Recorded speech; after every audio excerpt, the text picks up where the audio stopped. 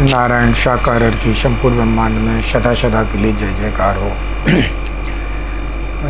मैं अभी जो एक छोटी सी जानकारी आप सभी को देना चाहता हूँ। जानकारी छोटी भी है और ये बहुत बड़ी भी है। समझने के लिए बहुत बड़ी है, ना समझने के लिए बहुत छोटी है। आजकल जो आप देख रहे होंगे ना, जो साल्ट को लेकर चला है, सेंधा नमक को लेकर जगह जगह आपने देखा बोर्ड लगे हुए हैं, रॉक सॉल्ट के नाम से। कई लोगों ने बड़ा फ्रेंचाइजीज ले रखी हैं, बड़े स्टॉक कर रखे हैं।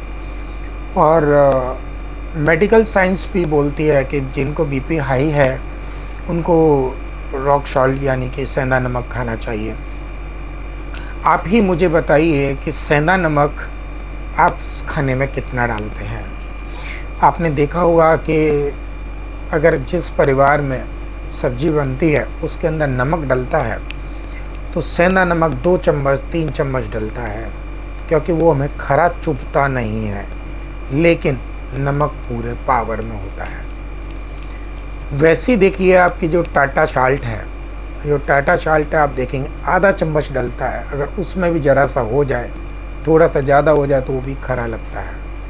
तो आप मुझे दोनों में कंपेयर करके बताइए कि कौन सा नमक हम ज़्यादा खा रहे हैं। दूसरा, सेंधा नमक टाटा नमक के बजाय महंगा भी है। महंगे की बात नहीं है, अगर कोई चीज़ हमारे लाभदायक है तो अगर रुपये 2 रुपये 5 रुपये महंगी हो तो कोई बुराई की बात नहीं है। 50 रुपये महंगी हो, बुराई की बात नहीं है। लेकिन जो अच्छाई के नाम पर हमारे शरीर में नुकसान कर रही हो तो वो बिल्कुल नहीं लेना चाहिए। मैंने 8 से 10 लोगों में 10 पेशेंट्स के ऊपर देखा है कि जिस घर में सेंधा नमक का प्रयोग हो रहा है उन लोगों में बीपी हाई ही रहा है, बीपी कम कभी नहीं हुआ है। और दूसरा, उनके घर में, उन परिवार में आप देखेंगे कि ज़्यादातर लोगों में आपस में ना बहुत ज़्यादा नोक झोंक रहेगी, चिड़चिड़ापन रहेगा, नोक झोंक रहेगी, जिद्दबाजी रहेगी, यानी कि एक टोंट में रहना, जो कि वजह कोई नहीं होगी। अगर किसी से आपस में कोई बात हो जाए तो वजह कोई समझ नहीं आएगी, लेकिन एक पिंदक, जैसे कहते हैं ना, एक पिंदक में आकर, एक ताव में आकर, एक अपनी ऐंठ में आकर वो एक दूसरे से अच्छे से बात नहीं करते हैं, सीधे मुंह बात नहीं करते हैं। लेकिन उनसे पूछा जाए कि वजह क्या है तो वजह उनको भी नहीं पता होती कि वजह क्या है। पूछेंगे पता नहीं क्यों यार, मेरा ना मूड ख़राब है। अरे पता नहीं यार, मेरे को ना प्रॉब्लम हो रही है, मेरे को बड़ा अजीब सा लग रहा है, मेरे को समझ नहीं आ रहा, मेरा मूड ऑफ चल रहा है, माइंड अपसेट है। वजह मुझे खुद नहीं पता। वजह कहाँ से?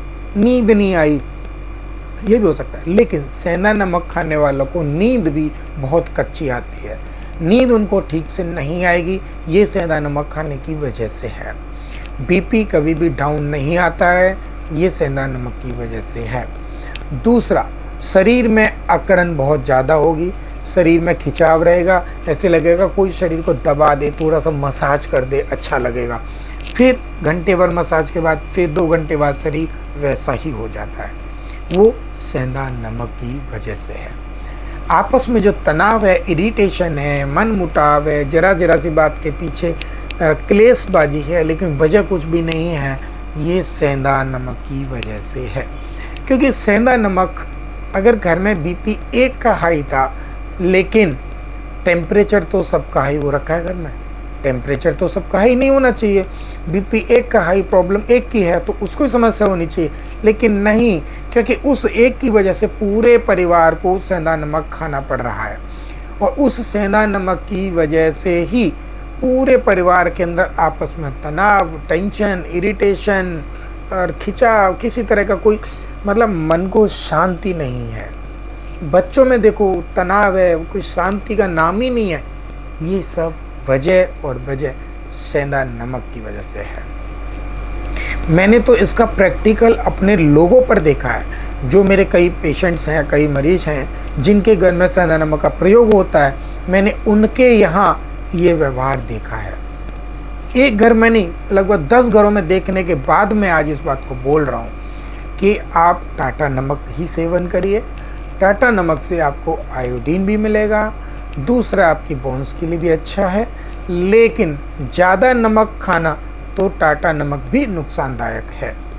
लेकिन आप देखिए कि आधा चम्मच में ही पूरे घर की सब्जी का काम हो जाता है, और जबकि सेंधा नमक 2 से ढाई चम्मच डालने के बाद भी सेम ऐसा ही चिप्स कुरकुरे के अंदर भी वही सेंधा नमक का प्रयोग होता है। और सेंधा नमक खाने के कारण, वो चिप्स ज़्यादा खाने के कारण आपने देखा होगा कि कई बच्चे, जिनके छोटे छोटे बच्चे चिप्स ज़्यादा खाते हैं, वो खाना ही नहीं खाते हैं।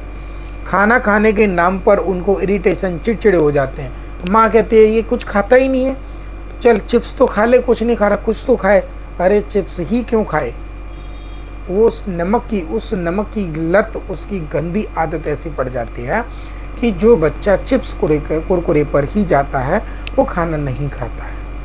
तो इसलिए मेरा आप सभी से निवेदन है, प्रार्थना है कि आप भी देखें, क्या मैं सच कह रहा हूँ, अपने घर में भी प्रैक्टिकल करें। देखें जो सेंधा नमक खा रहे हैं वो, कि क्या मैंने गलत बोला है या सही बोला है।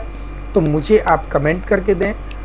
और किसी को कोई भी समस्या है हेल्थ से रिलेटेड, तो आप वो भी हमारी वीडियो पर कमेंट करें, ताकि अगली वीडियो हम आपकी उस बीमारी के हिसाब से आपको भेज सकें, और आप उस चीज़ों को खान पीने में सुधार करके अपनी हेल्थ को अच्छा कर सकते हैं। हर एक बीमारी के लिए परमात्मा दोषी नहीं है, हर एक बीमारी के लिए परमात्मा को परेशान नहीं करना चाहिए।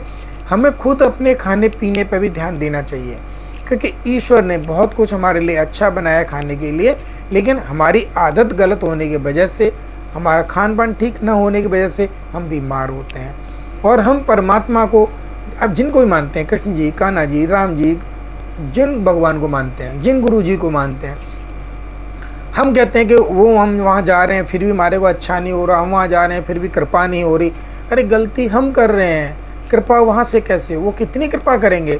वो जितनी कृपा करते हैं, हम उतने उस पात्र में जो वहाँ से लेके आते हैं, 4 दिन उल्टा पुल्टा खा के हम पात्र को बराबर कर लेते हैं, उस पात्र को फिर से हम उसी चीज़ों से भर देते हैं। तो प्लीज़, आपने जितनी भी पूजा करके अपने लिए कर्म कमाया होता है, जमा पूंजी अपनी जमा की होती है ना, हम एक सिर दर्द, बुखार दर्द में ही परमात्मा को याद करके वो आपकी जमा पूंजी में से ही आपको देते हैं, और हम अपनी जमा पूंजी को यहीं ख़त्म कर लेते हैं। तो प्लीज़ आप ना पहले अपने खाने पीने पर ध्यान दीजिए, फिर परमात्मा को दोष दीजिए। नारायण शाकाहार की संपूर्ण ब्रह्मांड में सदा सदा के लिए जय जयकार हो।